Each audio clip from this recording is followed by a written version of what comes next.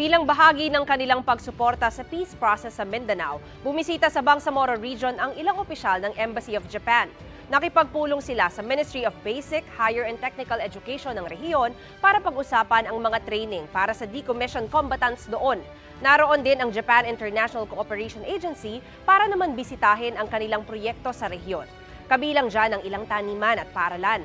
Sa loob ng mahigit 20 taon, sinuportahan ng Japan ang peace process sa Mindanao sa pamamagitan ng iba't ibang official development assistance projects. Sa kasalukuyan, umaabot ng $515 million o halos 29 billion pesos na halaga ng mahigit 100 proyekto ang naipatupad sa ilalim ng Japan Bangsamoro Initiatives for Reconstruction and Development. Nagpasalamat naman ang mga residente roon dahil sa laki ng tulong nito sa kanilang kabuhayan.